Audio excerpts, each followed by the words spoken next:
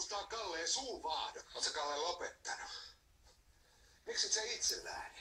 Sinne vaan. Me vaikka jonkun homon kanssa naimisiin. Hankkikaa lapsia ja tehkää vielä niistäkin homoja. Tyttö, nyt hiljaa. Ja tee. Painu alas täältä!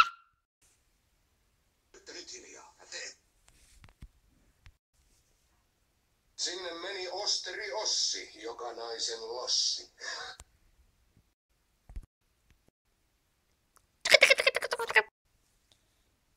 Eikö me voida hoitaa tää asia jotenkin sivistyä? No hoidetaan ihmeessä. Käynyt mörköjä viime yönä.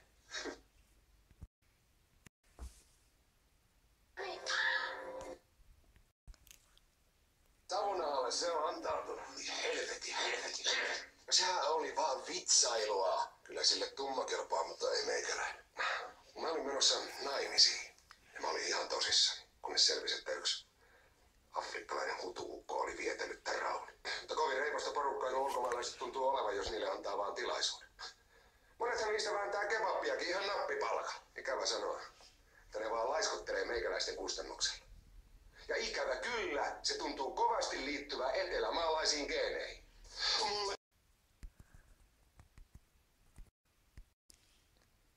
Mullakin housut puolitankoon ja pipo silmillä. Sinne meni Osteri Ossi, joka naisen lossi. Mitä? No vieteli.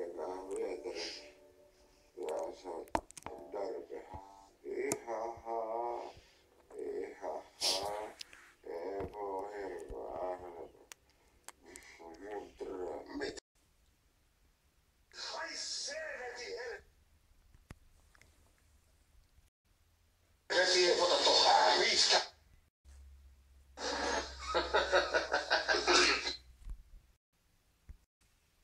Kiinni nyt!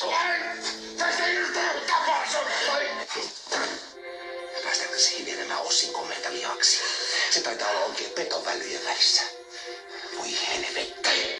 5 tonnia. 5 tonnia! Sä turvaas. Se osuus. Että mä voin korottaa.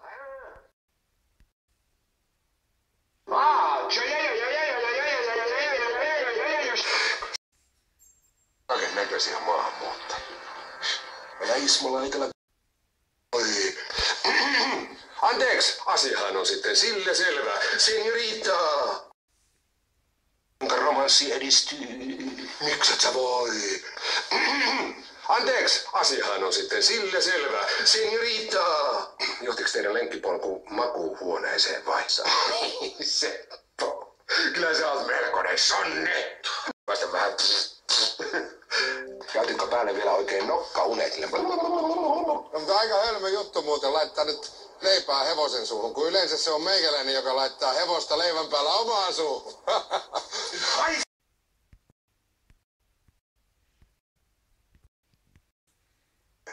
Hei, joo.